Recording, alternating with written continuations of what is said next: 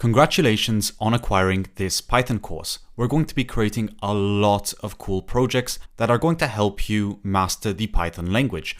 Of course, practice makes perfect, so I encourage you, rather than just copying all the projects we're about to go through, that you actually try to edit them and that you try to build your own projects based on top of them. I will be including some homework at the end of each lesson, which can help you improve your skills. And these are optional, of course, but I highly recommend that you follow that homework because you will learn most by actually practicing by yourself. In the next few lessons, I'm going to be showing you how to install Python and how to install PyCharm, the code editor that we will be using for this course.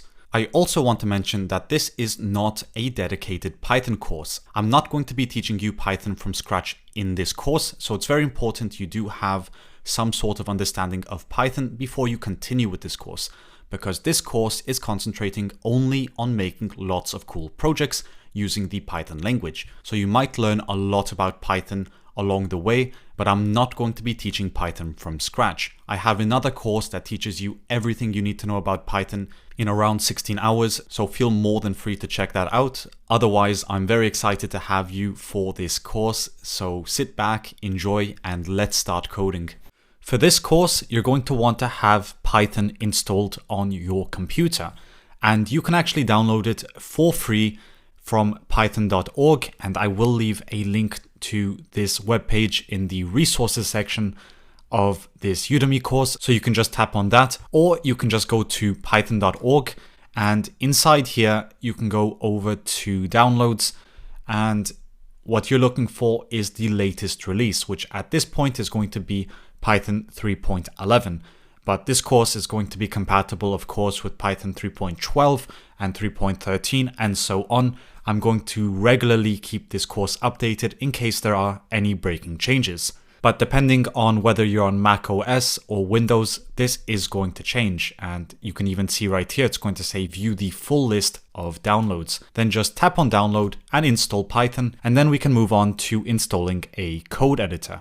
Now, there are actually a lot of options when it comes to using a code editor to develop Python applications, and my preference is PyCharm because it's very simple to use and it has full support for Python. You might have also heard of Visual Studio Code, which is also 100% free, and that has a lot of support for Python as well, but it's actually built for pretty much any kind of editing. It's a code editor, while PyCharm is a dedicated Python IDE. So in this course, I'm going to be using PyCharm, and if you want to easily follow along, I recommend you download PyCharm as well. Otherwise, everything we're creating can be written in Visual Studio Code or literally any other editor. Python does not really change based on where you are creating the code. It's just for the tools that I'm using PyCharm. But if you tap on download on this website, you're going to have a community and a professional edition. And of course, since we are learning Python, we're going to tap on the community edition, which is for pure Python development. Then you can select whatever kind of download file you want. I'm on Mac, so I get the .dmg for either Apple Intel or for Apple Silicon. And if you're on Windows, this will look slightly different.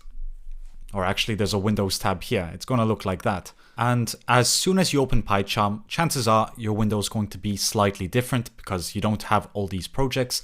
But what you will have is a section that says new project. So tap on that.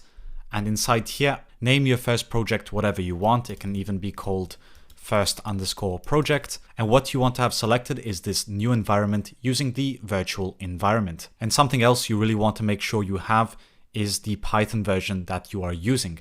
So here I have user local bin Python 3.11 selected, and that's the version I'll be using. You can also switch between Python versions. I also have 3.7 installed and 3.9 installed, but that doesn't matter in this case. So make sure you have Python 3.11, and just for fun, you can tap on create a main.py welcome script.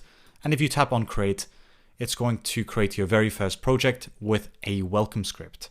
And if you tap on run, it's going to print hi PyCharm in the console, which is quite cool and tells you that your project setup is working. One thing I should cover immediately before I program anything or before we create any projects in this course is the concept of ligatures, what those are and how we can use them and what they really do in our code. So to get started, I'll show you a simple example of a ligature. When you are, let's say, printing a line of code, or you're verifying that 10 is equal to 10, so you're doing some sort of comparison, you'll notice that what I wrote is going to be combined. So that's also valid for more than or equal to. You'll see that we're going to have this new symbol, and that is the exact equivalent to having, let's say, more than or equal to. But when you use ligatures, it actually combines these symbols together. So more than or equals to is going to be turned into this symbol here. And the double equals is just going to look like a long single equals. It's supposed to make the program look more clean. There are quite a few programmers that don't like this, but I am not one of them. I actually love ligatures, so I'm going to be using them throughout this course. Another very common example of a ligature is when you're creating a function. Let's just call it deffunc. And you say it returns something such as a string. One thing that confuses a lot of people is, how did I make this arrow? Well, this arrow is literally the dash and the right angle bracket combined. So as soon as I combine these two, it turns into a ligature, which is this arrow. So you're going to see that a lot throughout this course.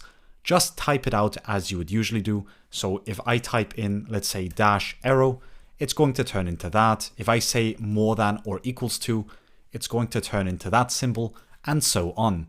And in case you like this crazy concept, let me show you how you can activate it and how you can deactivate it. So in PyCharm, go to settings, and inside settings, tap or type in font, and it's going to take you to this font here, which is found under editor.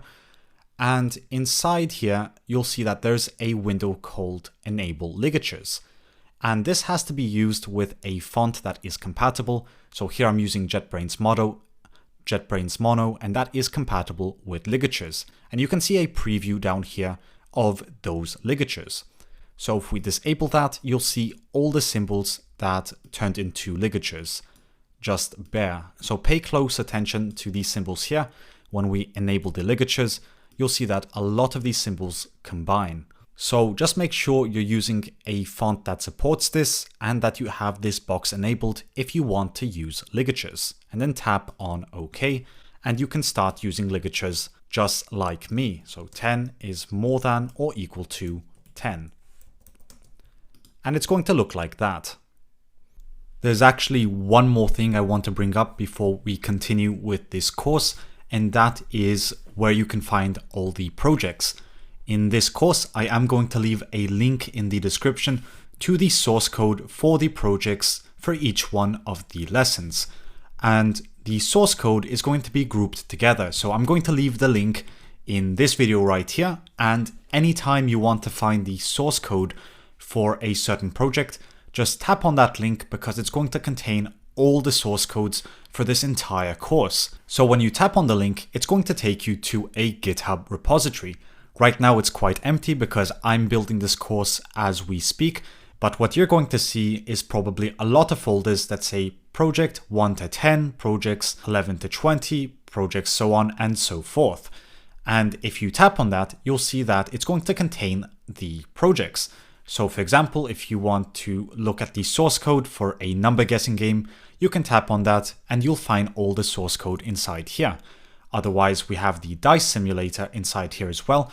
So this is where I'm going to be sharing the source code, and I'm going to keep updating it regularly in case there are any breaking changes in the near future, so everything should work smoothly. So in case you want to get the source code for any given project, just make your way to this GitHub repository and scroll through the projects, because there's going to be a lot of projects here for you to play around with. And all you have to do is copy and paste it and change a few values to see how the project actually works, in case you get lost at any point, of course. But with all that being said, it's finally time for us to get started with coding some cool projects.